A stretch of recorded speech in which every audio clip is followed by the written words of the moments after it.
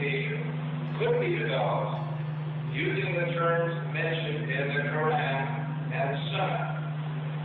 The proposal system is simple, comprehensive, and conforms with present embryological knowledge.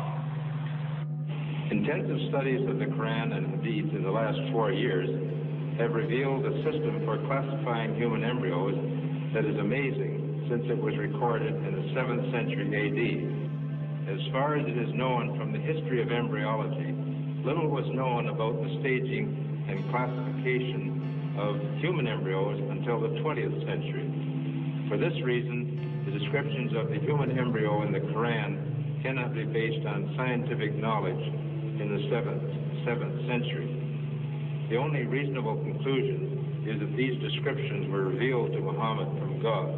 He could not have known such details because he was an illiterate man with absolutely no scientific training. It has been a great pleasure for me to help clarify statements in the Quran about human development. It is clear to me that these statements must have come to Muhammad from God or Allah, because almost all of this knowledge was not discovered until many centuries later. This proves to me that Muhammad must have been a messenger of God or Allah.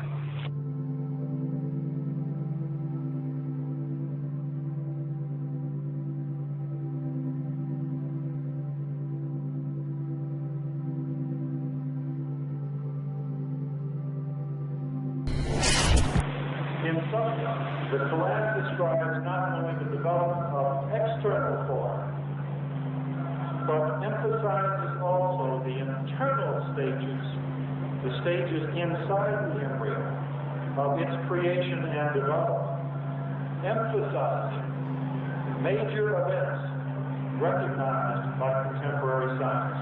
Thank you for your attention. As a scientist, I can only deal with things which I can specifically see. I can understand embryology and developmental biology. I can understand the words that are translated to me from the Quran. As I gave the example before, if I were to transpose myself into that era, knowing what I do today and describing things, I could not describe the things which were described. I see no reason, I see no evidence for the fact to refute the concept that this individual, Muhammad, had to be developing this information from someplace. So I see nothing here in conflict with the concept that divine intervention was involved in what he was able to write.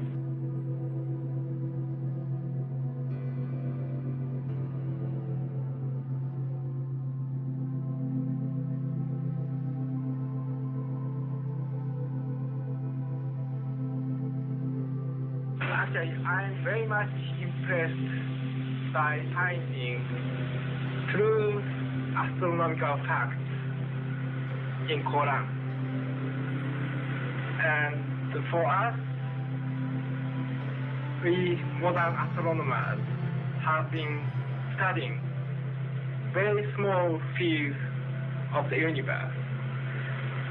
We concentrated our efforts for understanding of very small part, because by using telescope we can see only a very few parts of the sky without thinking whole the universe. So by reading Quran and by answering to your questions, I think I can find my future way for investigation of the universe.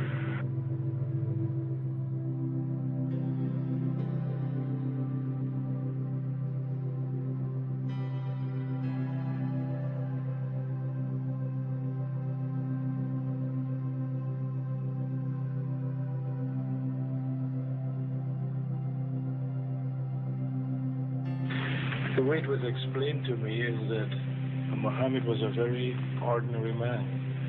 He couldn't have read, didn't know to write. In fact, he was illiterate. And we're talking about 1,200 years ago. You have someone, a literate person, making profound pronouncements and statements that are amazingly accurate of a scientific nature. And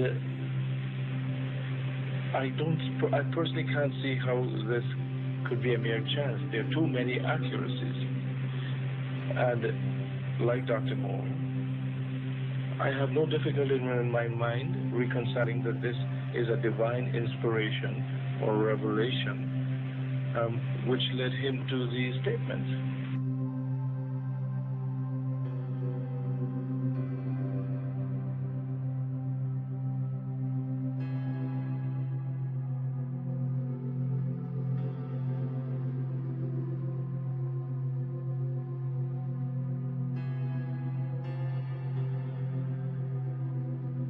So the two hadiths that have been noted furnish us with a specific timetable for the main embryological development before 40 days.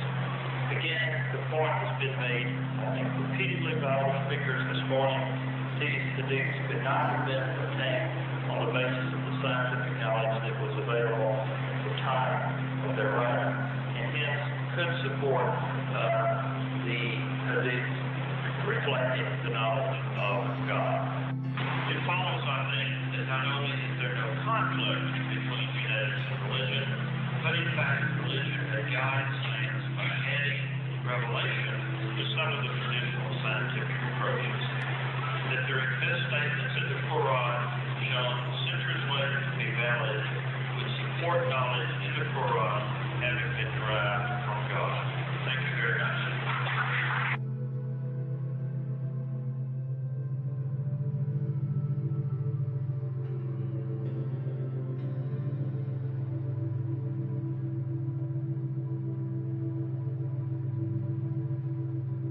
Relatively few ayah is contained a rather comprehensive description of human development from the time of commingling of the gametes through organogenesis.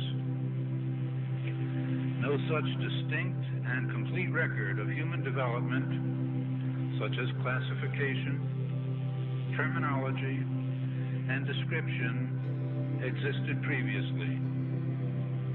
In most, if not all instances, this description antedates by many centuries the recording of the various stages of human embryonic and fetal development recorded in the traditional scientific literature.